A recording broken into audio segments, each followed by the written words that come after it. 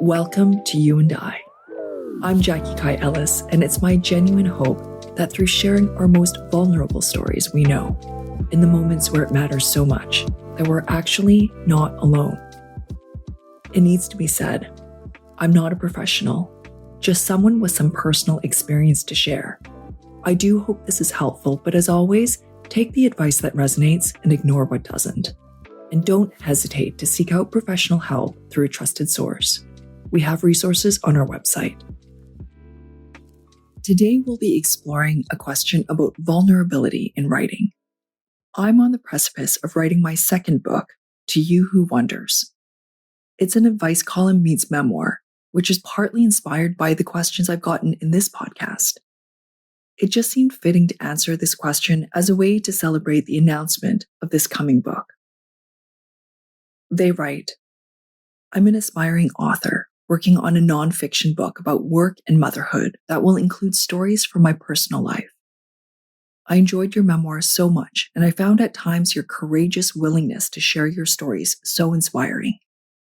I'm wondering if you could share any advice for writers who would like to share their stories, but often find themselves always holding back, softening certain details, or struggling to decide which stories to reveal versus conceal. How did you stay so brave during your writing process? And how does it feel to have your stories out there after publication? Thank you so much. Signed, Dallas. To explore this with me is my guest, Bhavna Chauhan. She's the editorial director at Doubleday Canada and Penguin Random House Canada. She's also the editor that worked with me on my best-selling memoir, The Measure of My Powers. She's a wealth of knowledge, a true expert in the field, and she's also my amazing friend. Here's my conversation with Bhavna. Hello, Bhavna. I'm so excited that you're here. You're one of my favorite people on the face of the planet. I'm so excited that we actually get to spend time together and talk. This is awesome. I'm so happy to be here. Likewise, you are one of the dearest people to me. So I was so honored that you asked me to be on your amazing podcast. I'm really excited. So you are the perfect person to talk to about this because you are the one that basically navigated my vulnerability through the last book we worked on, which is The Measure of My Powers. And I guess as an editor, how do you see the role of vulnerability in writing something that is nonfiction? And what is the importance of it for you? I think it's essential. I really do. I know, vulnerability is such a weighty and heavy word. It really is. I think people just get kind of paralyzed at the thought of it, but I do think it's really essential. I think there's so much that competes for, first of all, from a practical sort of point of view, there's so much that competes for a reader's attention. Just getting a reader to a book sometimes in this day and age can be so difficult. But I think the vulnerability just kind of makes you human to a reader. And I think that point of connection is essential. From an editorial standpoint, I always talk about how long the editorial process is. Jackie, when did we sign the first book? It was 2015, 2014? Is that when we signed it? Yeah, maybe. Yeah. I mean, I just know that it took so long that at the point that I was like, I can't do this anymore, I said, if you make me read this manuscript one more time, I'm going to peel my corneas off. You said that to me. You did. And then you said, okay, well, I think we're done then. We're done. I said, we're done. Yeah. So that's how long it takes the editorial process. Yeah. Or editing process. It takes a long time. And this is actually a very intimate relationship, right? Like we're in it together. There were moments that I was the only person who had read your manuscript or that draft, or we had these long conversations where we were sharing our personal experiences, and maybe that didn't end up in the book, but we were connected on this like deep level. And I think because it's such a long process, we have to sort of connect on something. And how do we connect but by showing of ourselves, right? And in my experience as an editor, the most magical or most successful author editor relationships have been those that had vulnerability at the center of it. Even if it was for a novel, and it's not just, the author it's on the author to sort of bare their soul and share it. I mean, I also have to do the same, right? Like we have to connect on a level. So editorially, it's really important to me that on the page, I can see the person in some way. It's really, I think I said that to you when, well, you walked into the Random House offices, the Penguin Random House offices, and you were going to write a bake book, right? Yes, a A baking book. baking Yeah. book. You were going to have recipes for a croissant and cookies, and you came in, and I remember what you were wearing, and I remember what you looked like, and I thought, okay, she's going to do this amazing baking book. And you had this proposal, and there were recipes there for the croissant and maybe a cookie. But what I was drawn to were the stories. You had written these essays attached to these recipes, and I was struck by that. And you were who you were in person, but on the page, you were someone else as well. And I connected to that person. And I just thought, there's so much more here. I mean, there is so much more, right? You remember that. I do. And I keep on thinking back at that time. And I was like, I don't think you guys knew what you had coming at you. Stories about deep, deep depression and anxiety and eating disorders and suicide. I mean, Mhm.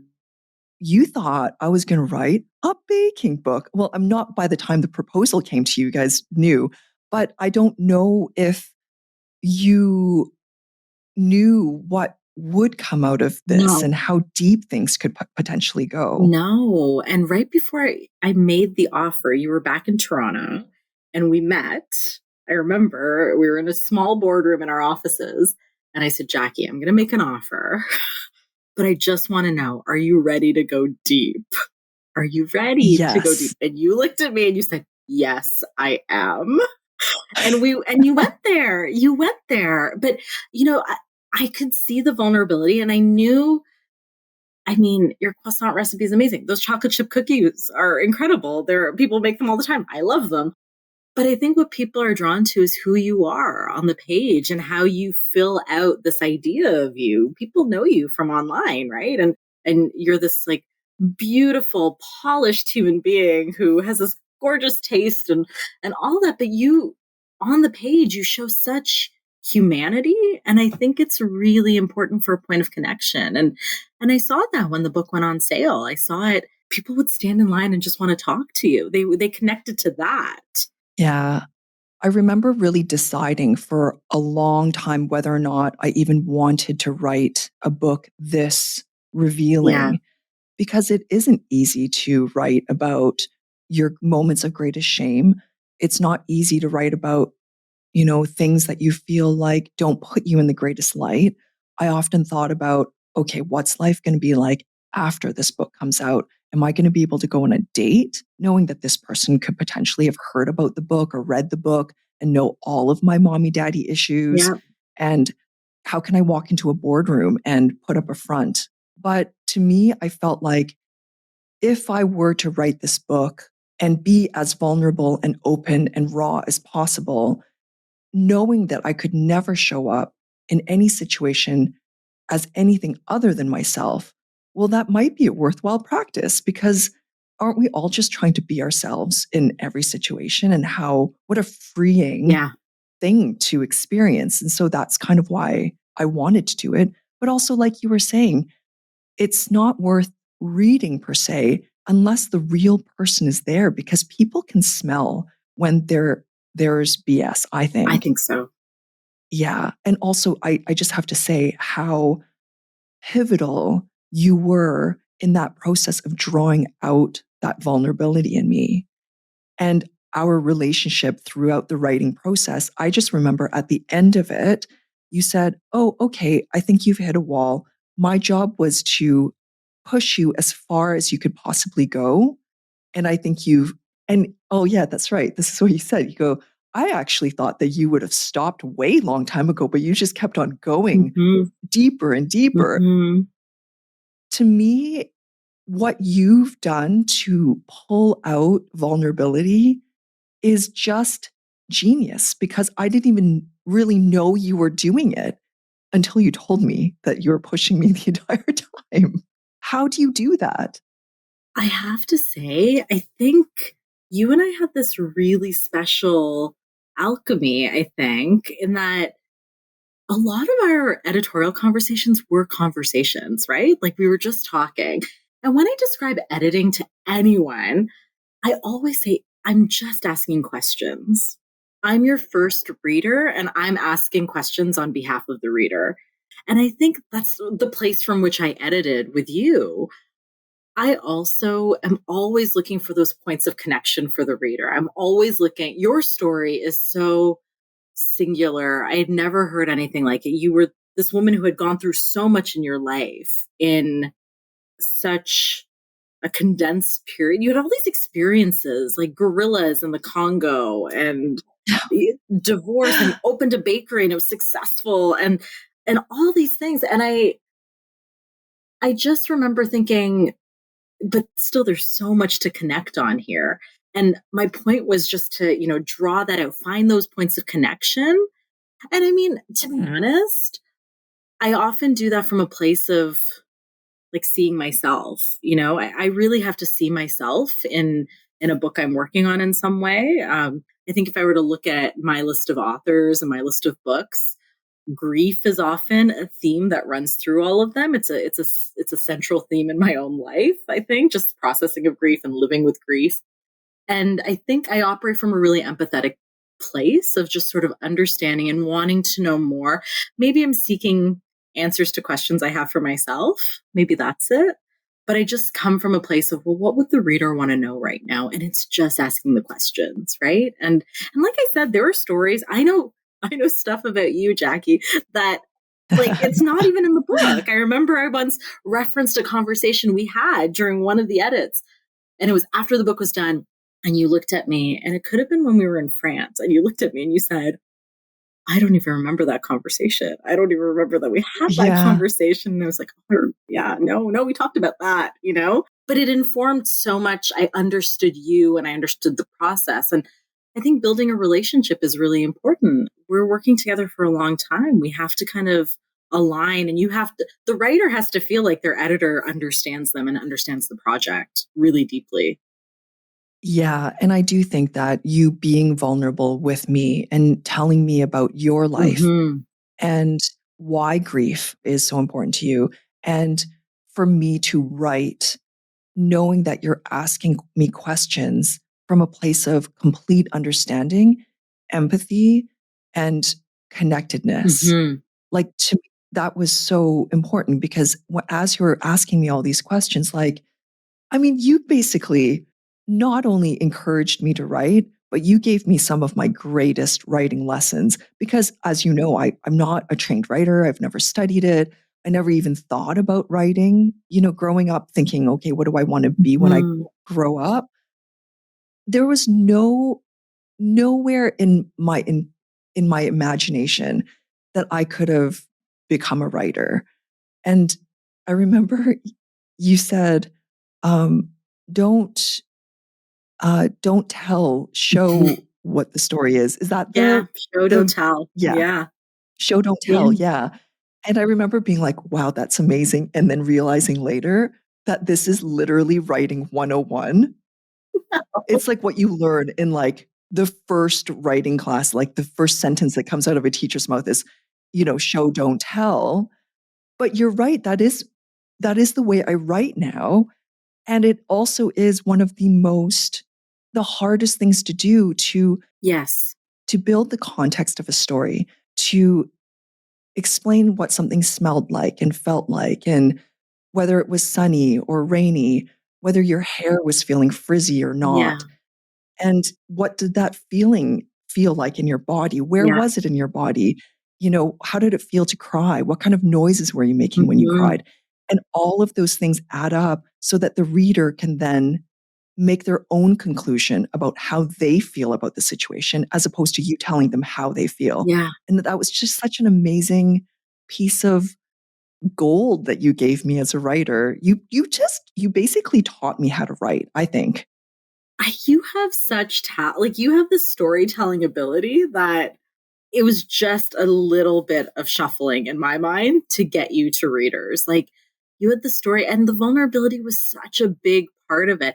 And that whole you're right. Show don't tell is writing 101, but it is one of the hardest things to do. I say this to authors who have a few books under their belt. Like I say I give this feedback a lot. And it's because in some ways you have to dig a little deeper, whether you're writing a novel or a memoir or general nonfiction, you've got to dig a little bit deeper to do that. And I don't know, we can have a long conversation about our culture and our society and all of that. But I think it's a muscle, right? Like if you're not used to doing it, especially as women, like, women of color, like I think, to be vulnerable and to show that of yourself can be really difficult. It can be really challenging for a lot of people. So it is writing 101, but it is the thing that people struggle with the most, building a scene or illustrating a moment so a reader can enter it themselves.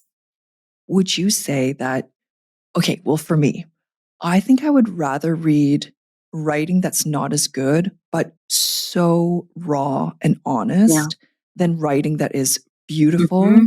but veiled. Hmm.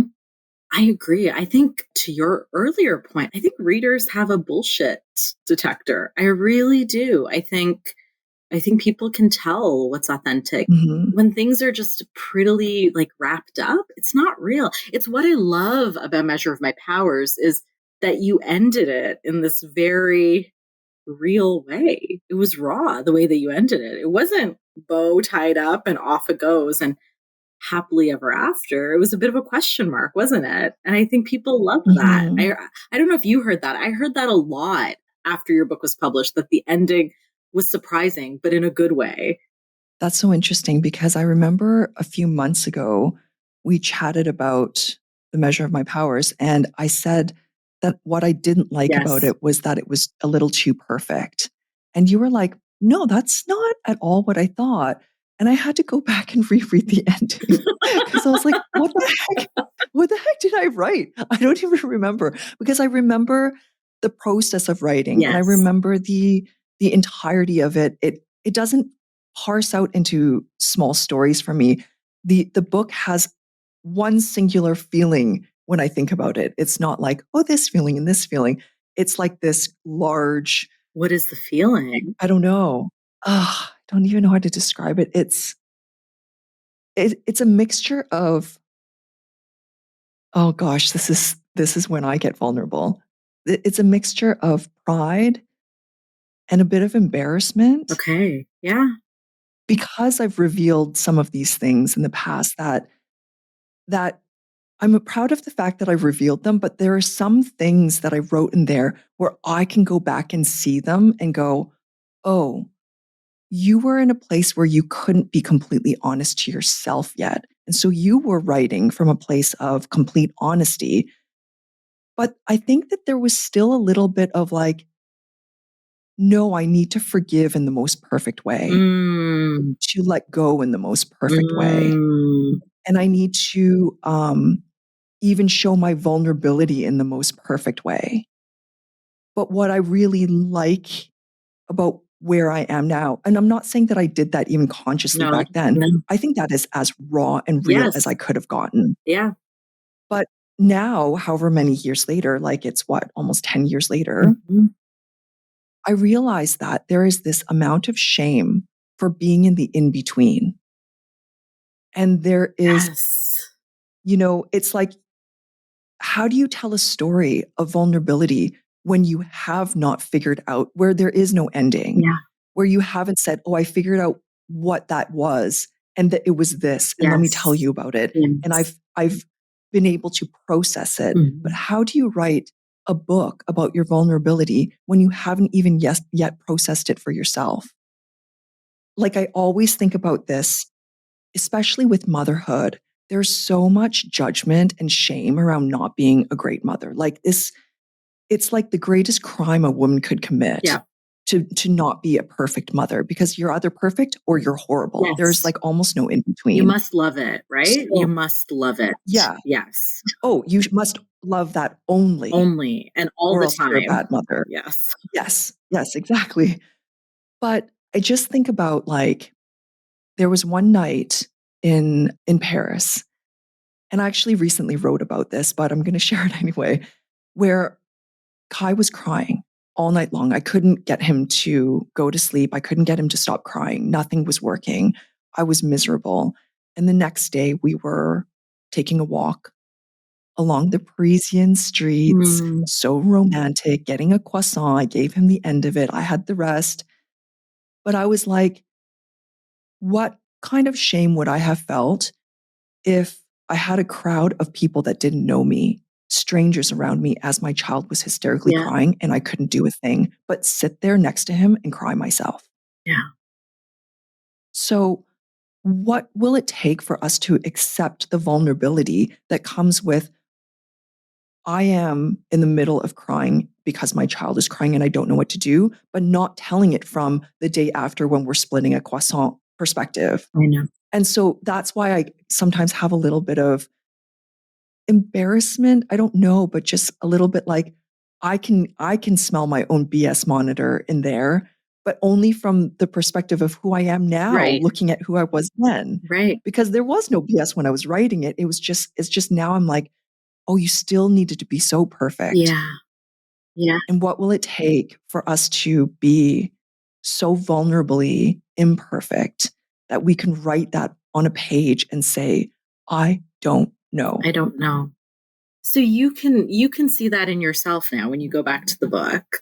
What do you think changed for you? What was it? Was it just age? Was it, getting more life experiences? Like what was it? I haven't parsed through it 100% yet, but I have asked myself that question. And I think part of it was that after the book came out, it felt like for some reason, and I'm sure this is just a pressure that I was putting on myself, but it felt like people were expecting me to have the Yeah. answers or to be super aligned or to always forgive Mhm. in that very, very sort of like angelic way Mhm. where, oh, yes, I was so hurt. And yet I'm still thanking my ex husband in the acknowledgments at the end. Things like that, were so genuine. But I think that I felt this, I don't even know the word. I didn't feel the permission to be in process. Yeah, and not your higher self, right? Like, Yes, that's exactly what I was trying to say. Yeah. yeah, I think about this a lot in the context of motherhood. Like I'd have these moments when so we are very close in this experience of motherhood. My daughter is a year older than your son. And I think we had a very similar kind of entry into motherhood and kind of reality. I think we were faced with the reality of motherhood and how tough it is in a similar way. And I remember just kind of being in the throes of it and hating this thing that I had taken on, certain I'd made a mistake almost. And I would say to myself, I'd say to my husband, what would my higher self want me to do? I'm trying to be my higher self. And such a pressure. Like, what is my higher self? Who is it? She's this angel. She's an angel who loves motherhood and is like, oh, I know that this time is going to go quickly, so I'm going to soak it up and I'm not going to get frustrated and I'm sleep deprived, but it doesn't matter. Look how beautiful they are. And my Oh my life God, it is so matters. fulfilled. It matters so much. And, I can't imagine life without her anymore. And I can't, but I certainly remember life without her. Like I do remember it, but Yeah. it's this And it was it was great. great. I loved it. I loved Yeah. it. Yes. I loved it. I was a full person then too, right? I was. I'm just a different full person now. Um, but it's this pressure to be your higher self all the time when I sometimes don't know who that person is. I haven't figured it out yet. Or sometimes I don't want to be that person. Or I don't know. I don't like that person, you know? Yeah. And maybe our higher selves involves us not being our higher selves. Totally. Like our most human selves. Yeah. And like, what is not to say that we shouldn't strive to be better humans all the time. I mean, I do think that the more we know ourselves, it is good. But I do think that it would almost be a greater goal to accept and love ourselves as we are than to try to be higher selves. Because by loving and accepting ourselves, we by nature will become some version of a higher self, whatever that looks like. But it may not look like I have a halo on my head. It just might look like I have a lot more empathy for the person standing beside me that I don't know. Who knows? I don't know what it looks like. I haven't gotten there yet. I think But nor have yeah. I, but I think a lot about my daughter, and she's almost 3 and she's a toddler, and everyone's like, "Oh, the terrible twos." The terrible twos aren't bad. She's just 2 and she's figuring out the world. That's it. And I have these moments where, I'm so patient with her. I'm by nature a very impatient person. And before I became a mother, I was very worried, what kind of mom will I'm so impatient. With her, I have this patience. I have this understanding that she is figuring it out. I have endless empathy for that experience of like kind of being an alien in this world and just being like, I don't know what I'm supposed to do. And I want to be that person who has so much patience for her and so gentle. And I say to my husband, and I've been saying this since my daughter was born, I just want to meet her where she is. Wherever she is, I want to meet her where she is. She's not rolling over yet. I want to meet her where she is. She's not potty trained yet. I want to meet her where she is, right? She's not jumping. I want to meet her where she is. I don't know why I don't turn that on myself and meet myself where I am. And I feel like that Mhm. is your higher self, right? That is the person who is saying, I see you, I see you, I see yourself, and I understand you. And I think about that a lot. The patience we have for our children, we don't really lend ourselves.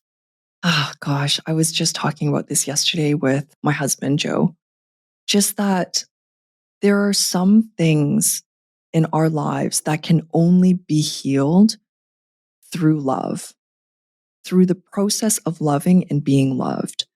And these very experiences we have with our children or even our partners, it's like full circle moments Yeah. of the times that we didn't feel love Yes.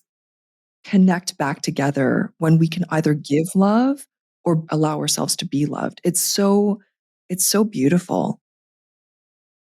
In a moment, Bhavna and I will talk about our upcoming book together, To You Who Wonders.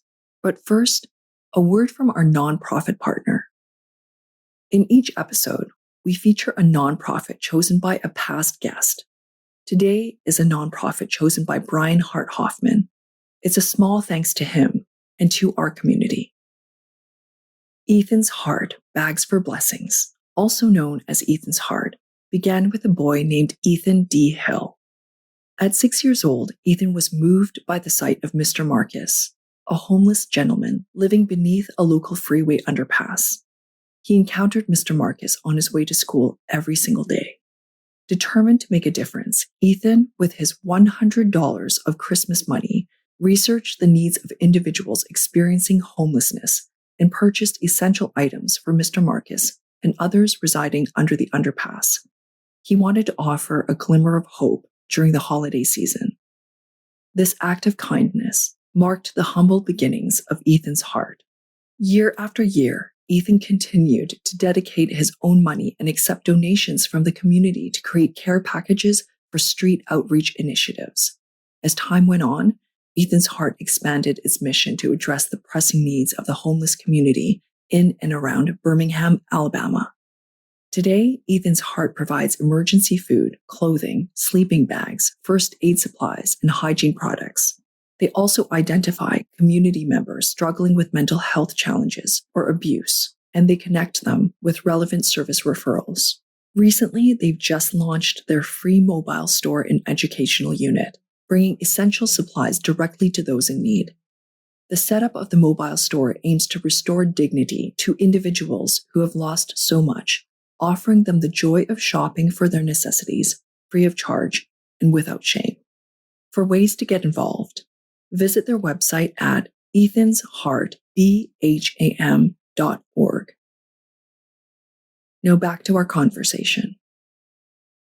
Okay, you know what? I get this question a Okay. lot, actually. The legal Yeah. issues, well, maybe not even legal, but just the issues around revealing too much about the people in the stories that are not necessarily yourself.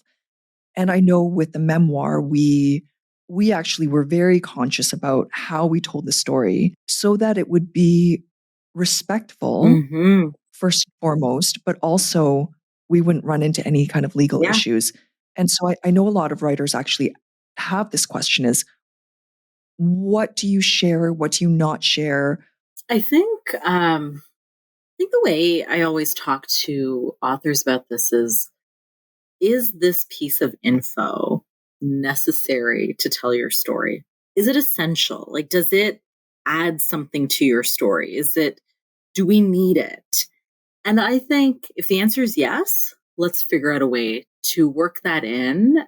And if the answer is no, we don't need it. Because here's the thing, I never want a book that someone spends 2, 3, 4 years writing to I don't want that experience to be hijacked by something salacious about someone else. Do you know what I mean? I never want that attached to the story.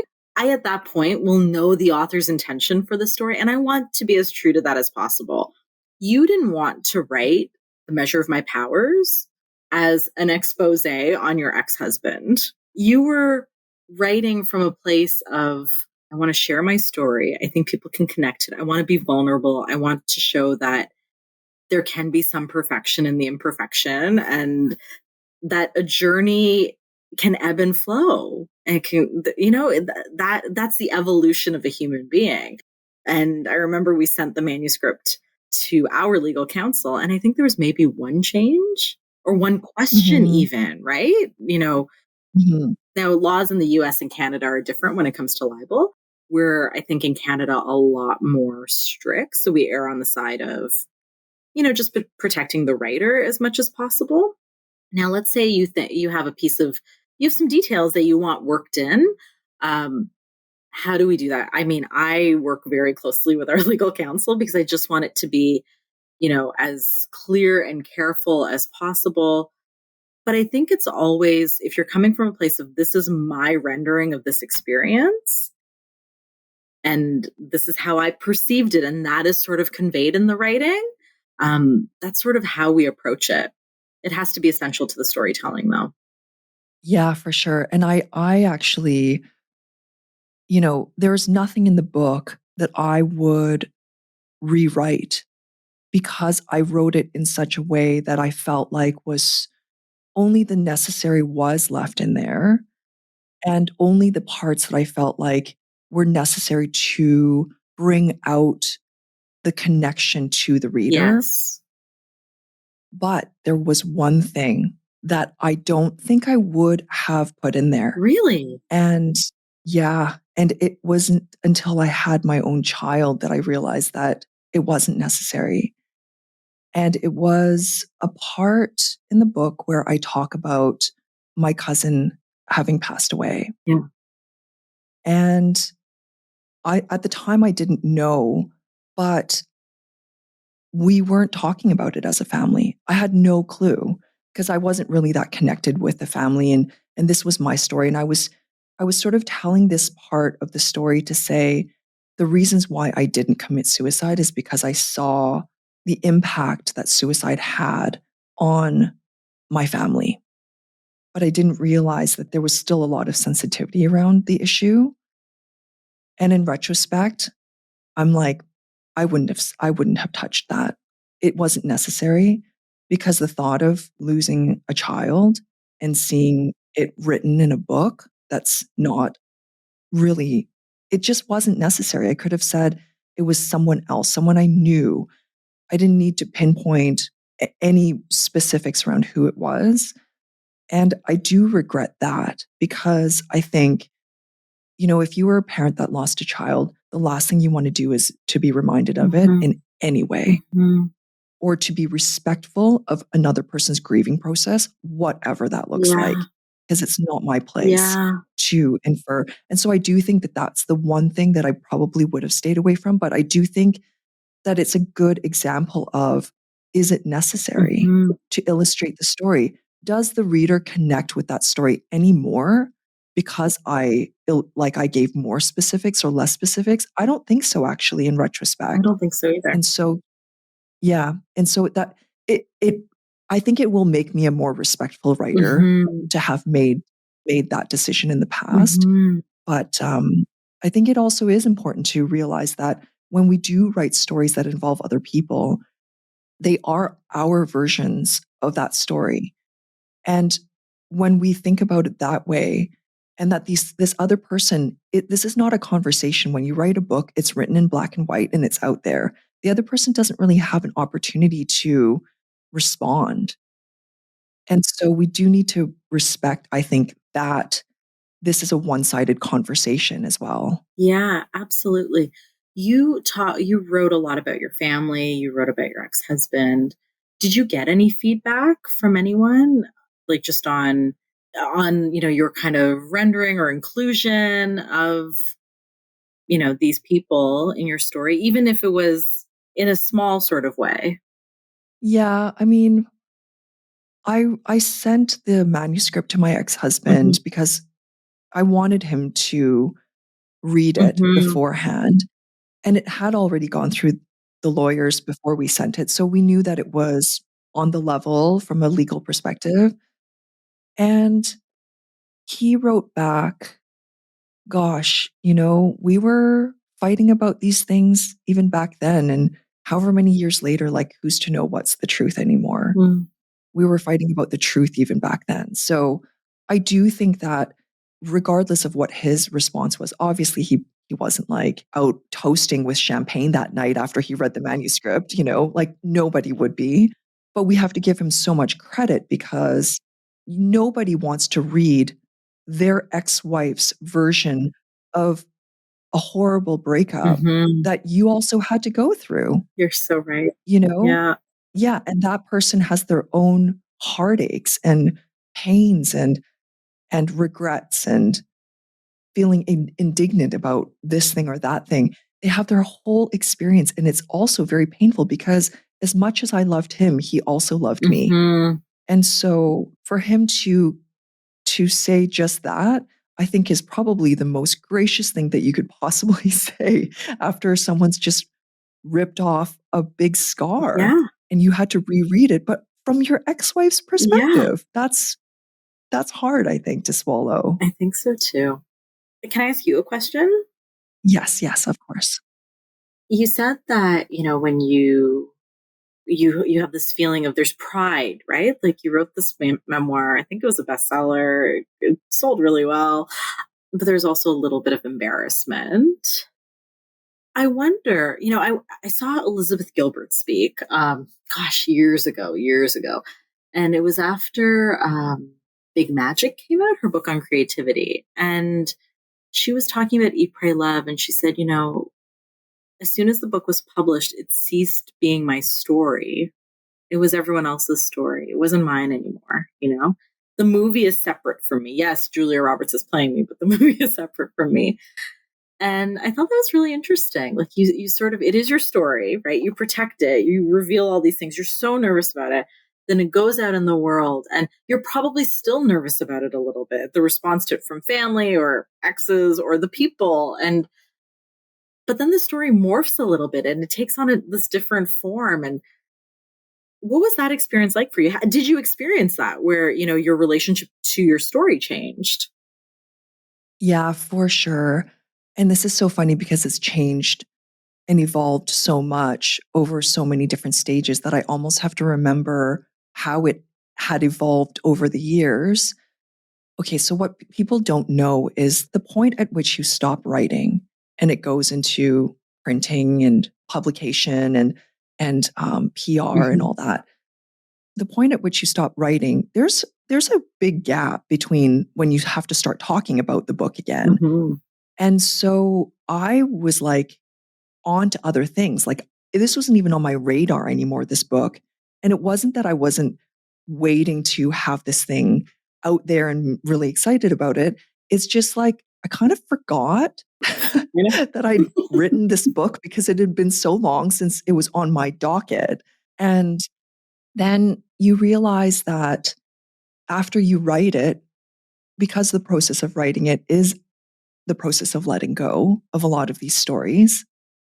And so after you write it, you detach from it a little bit because you do realize that it's going out into the world and it is no longer going to be your story because other people will read it and they will project and overlay their own experiences onto yours Mhm. because you've written it in such a way where someone else is connecting with it. And there's a unique chemistry that happens when someone reads a book that is uniquely their own. They have a personal history with this book that you've written that is not yours, it's theirs. Well, it's sort of yours and theirs, but you're connected in that sort of way, but the relationship is theirs to hold. And you really see it when you start reading reviews, Yes. which I think are, if you want a really challenging yet super entertaining few hours, go and read the reviews on your Goodreads account. There is so much stuff on There's there a that lot. is I horrible. know. I mean, there's a lot that's amazing too, Of right? course. But there are people that are like, I don't know what this woman is complaining about. I'm going through cancer. That's hard. And you're like, wow. Yeah. When you put something out there into the public, Mm. you cannot take it personally. Yeah. A lot of these things that people are saying because they really are coming at it with their own struggles, Mhm. their own pains. There are people that are like, I can't believe she stayed in that relationship for so long. She has zero self-respect, da da da da da. So much stuff. And I'm like, why is this person so angry? Yeah. Because it must be triggering something, Yeah. whether it's in her family's Mhm. history, her history, Yeah. whatever it was. And so you realize that, yes, this book was something you wrote, but it is no longer your own Yeah. because people are, they're overlaying their own lives onto the words that you've written. And it becomes, in some cases, extremely beautiful. And in other cases, very ugly to some people, which is totally fine too. It's okay. And you know that you've done something because you have written something that hits a nerve. Mhm. Mhm. It's such a paradox of the whole vulnerability conversation, isn't it? That, there can be this like beautiful payoff where you connect with people. I saw it. People wanted to like basically embrace you and say, you changed my life. This book changed my life. But then you also have one, two, several different versions of your story that some all of a sudden exist. And the relationship to the vulnerability is really interesting. Like you need the vulnerability to get to the story, but the vulnerability also has to sort of take a back seat or just have a really open, understanding heart and say, this triggers something in them. I hope it helps this person, but it may not. But then it's also something else. It's also, a book for someone else. And your vulnerability has to be really understanding in those positions.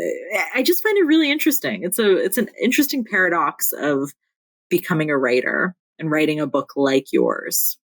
Yeah. And I do remember preparing myself for that because I just remember prior to the book coming out, there was a video of me that got posted and went a little bit viral. And it was about my life story. And it was about how I opened a bakery and went to France and, did all those things. And it was like a 1 minute, 2 minute video, just about like living your dream.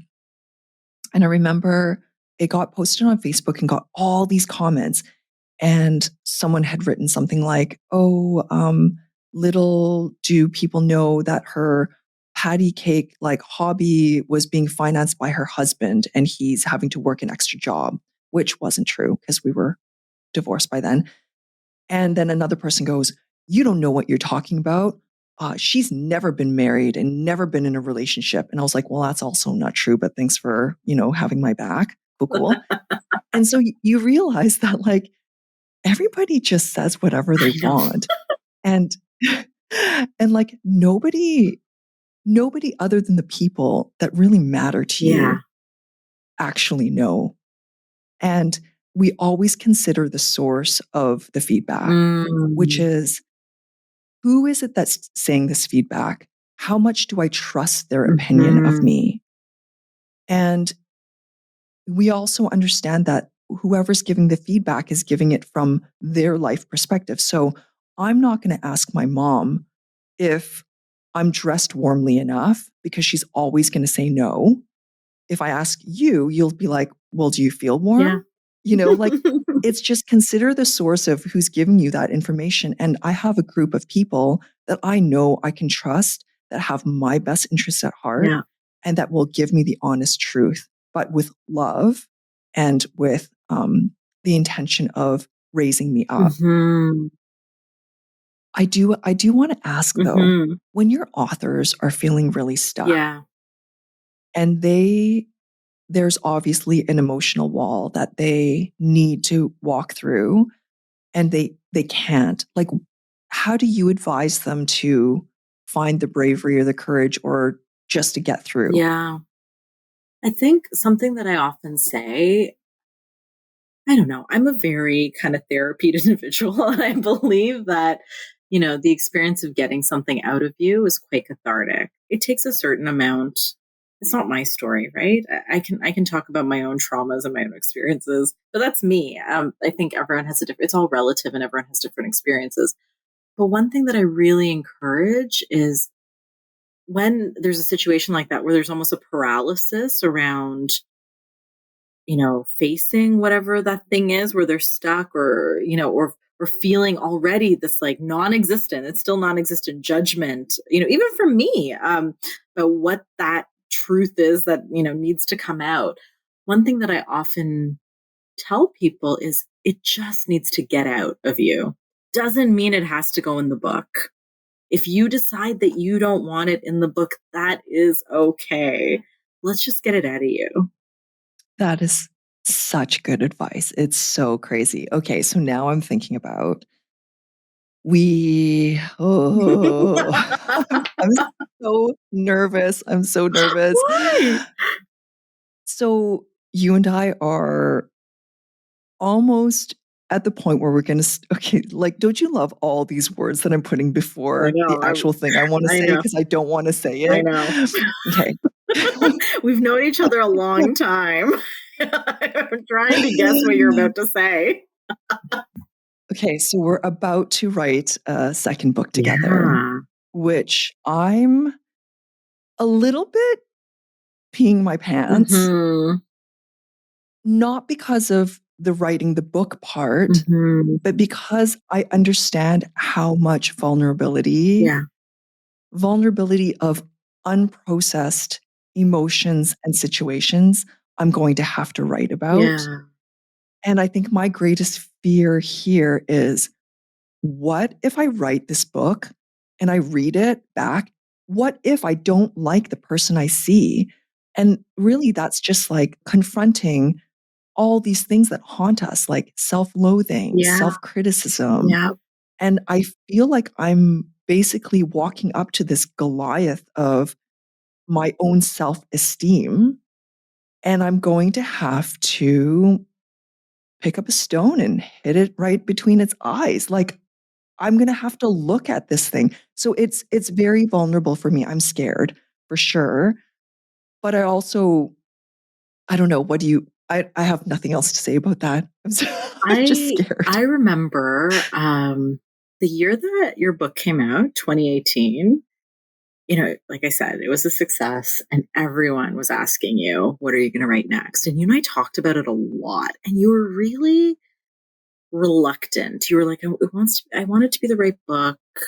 I don't know what it is yet. Maybe it's going to be like a design book or a lifestyle book. You were like thinking about a lot of stuff. And years later, this was earlier this year, right? May, maybe April, May, that I finally got a proposal for your second book years later, 5 years later. And I remember thinking, she's ready now. She's ready. Mhm. Now she's ready. She's ready. And I don't think that readiness has to be 100% though. I don't think it does. I don't know if we're ever going to be 100% ready. I wasn't feeling 100% ready when I was about to have a baby or when I was about to become a wife. Like I didn't feel 100%. I felt a lot of the way there, but I also, the thing that I know now after going through some like big life things is I will figure it out, perhaps with the help of other people, but I will figure it out. So I understand why you're nervous about it. But I just remember thinking she waited 5 years. Like she knows what this book is now. She knows what she wants it to be. Yeah. Right? Yeah. And I never would put a proposal out I there to know. you like this, especially I know. without having thought about what it means to write this book too. Hmm. So, just for the listener who doesn't know what this book is about, it's essentially the podcast in book form. We're going to have readers or future readers submit questions, and I will answer them in a sort of memoir style vignette. And I do remember when we first submitted this proposal to you, it was very much more a question answer. And your response back was, I want more, Jackie. And I was like, okay, I knew you were going to say that. And it took it a while for me to actually go, can I do this? Can I go back into memoir Yeah. writing? Because I've always thought to myself, I don't think I have another memoir in me. Hmm. I always said, I need to wait until more things happen in my life. But what I realize is I don't need to wait until more exciting, writable things happen. We're living every day. And what we struggle with every single day, these mundane things or perceived as mundane things, Hmm.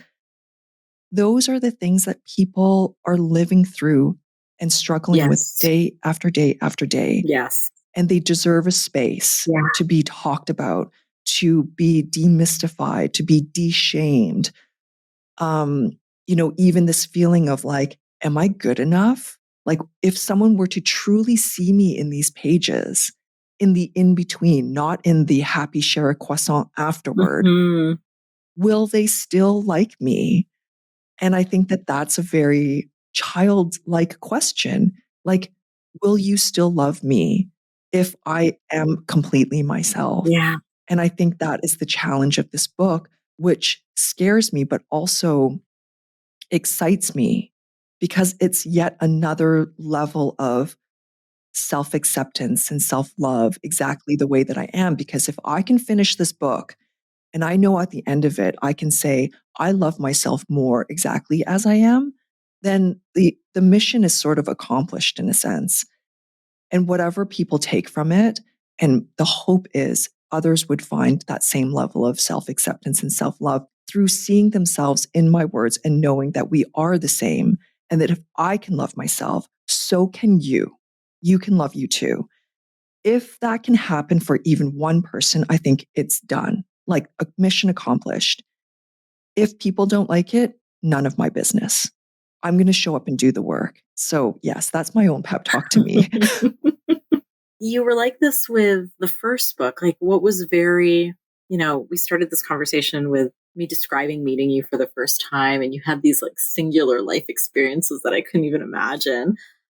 But I think what you do that a lot of people can't do is you make these incredibly unique experiences in your life so universal. And just the fact that you're inviting people to submit questions and you will write about your, like, center your own experience in answering those questions just demonstrates how universal the experience of being human is, right? At the end of the day, that's what it is. It's just the experience of living and being a human being in the world today.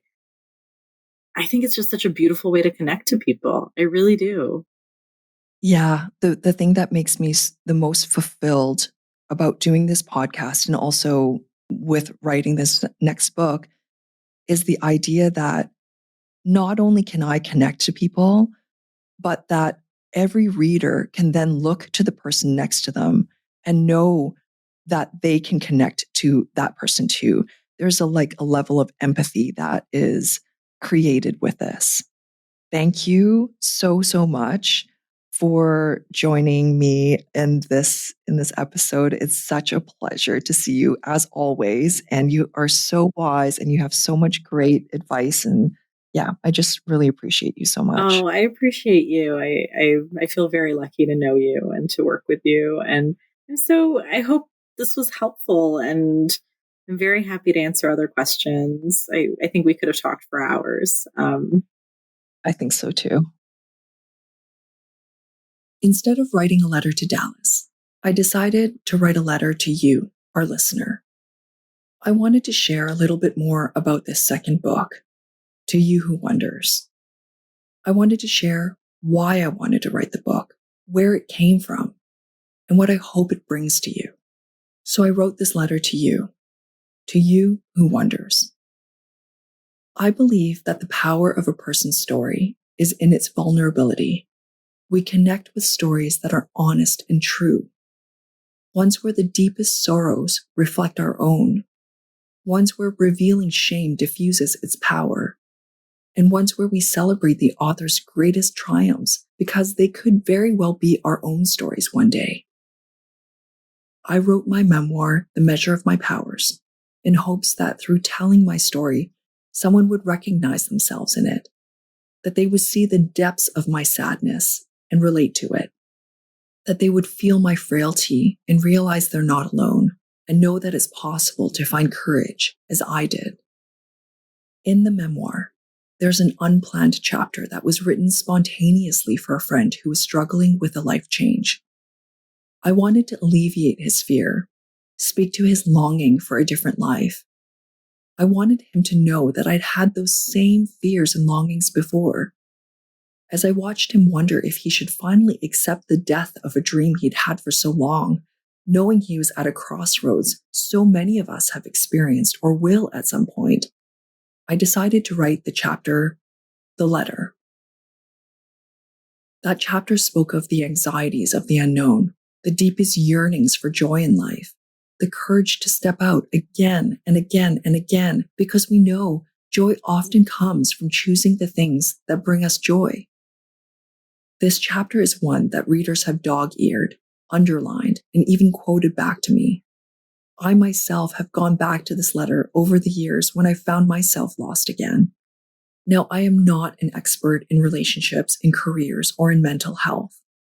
Though because of that letter, and because I shared my most intimate stories in that memoir, I've often been stopped by strangers who read these stories and saw themselves in it. The moment we talk, emotions naturally surface, because in the moments they were struggling, in the moments of their deafening loneliness, in their depression, I was with them in the safe space of that book. When their hearts were broken, mine was too. Within the intimate pages of our shared experiences, they realized they were not alone because I was there. Because of my memoir, strangers have reached out asking about their biggest anxieties, their saddest memories. It's what inspired my advice column and this podcast, and what inspires To You Who Wonders. Answering your questions gives me immeasurable joy because I have this unique privilege of holding your most private questions we all have about the unknown, about finding love, about losing love, about wanting something different than we have. Reading them and writing them is a beautiful reminder of our shared humanity, that we are all not so different from each other, and that one story told with vulnerability can help others see a more compassionate version of their own story. I'd like to say that writing about these questions has helped someone out there. I hope this dearly.